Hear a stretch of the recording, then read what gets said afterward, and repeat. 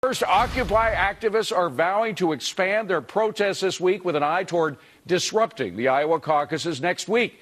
They're hoping to hurt the GOP, but how will it look to the rest of the country that prominent Democrats like President Obama, Nancy Pelosi, are supporting a movement that's trying to disrupt the democratic process? Let's ask BigGovernment.com's Andrew Breitbart, who's been following the Occupy movement right from the beginning.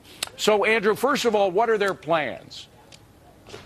Well, yes, it's to go to the Iowa caucuses and to occupy.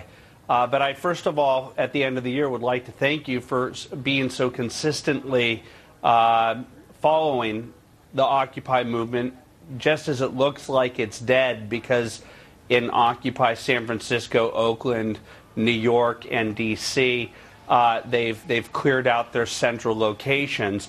Occupy is alive and kicking and doing precisely what it was intended to be, and that is to be the re-elect Obama campaign, period.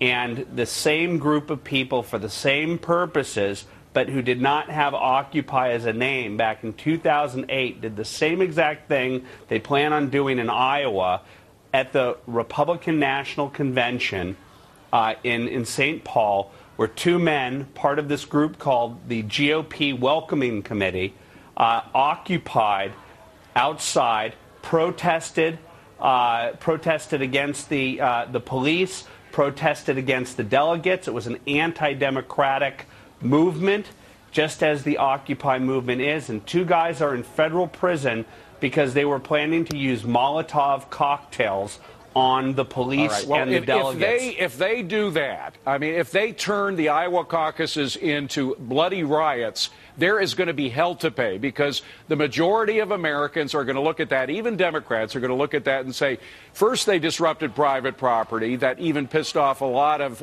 liberal Democratic mayors. Then they try to disrupt the democratic process. There couldn't be a more anti-democratic movement in the country if they do that. Well, I'm not suggesting that they're going to go violent in Iowa. But there are violent elements within Occupy. There are radical elements within Occupy. And I'm saying that if it gets down to it, as it's coming towards the election, as this mobile Occupy group that can be anywhere, which means it can be in Tampa, Florida, protesting against Republicans, if they see the potential that Barack Obama is losing in the polls, it would not surprise me that they would step up the violence. But it would surprise me if President Obama and his cadre of re-election experts would think that that would be helpful in any way to the president's re-election chances. And yet, he is on record, not only the president, but Nancy Pelosi, in support of the Occupy movement. Let's just play a couple of those clips. The protesters are giving voice to a more broad-based frustration about how our financial system works. And God bless them for their spontaneity. It's an independent people coming. It's young, it's spontaneous, it's focused, and it's going to be effective. Well, a statement like "God bless these people who are disturbing the democratic process in Iowa" is going to come back to bite these guys, isn't it?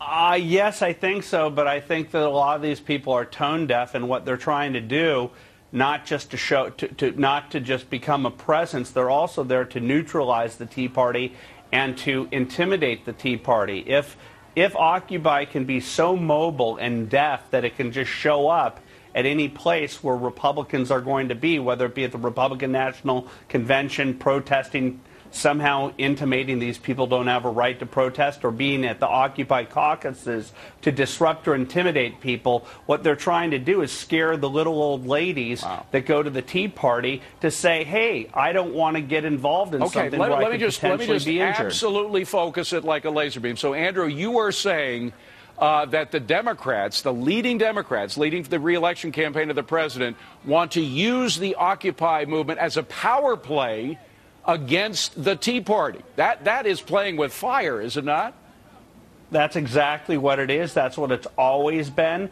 And this is the organized left. Acorn does the same thing. SEIU does the same thing. And they've gotten like bears in a city. You know, they go in at night and they grab food from the trash can.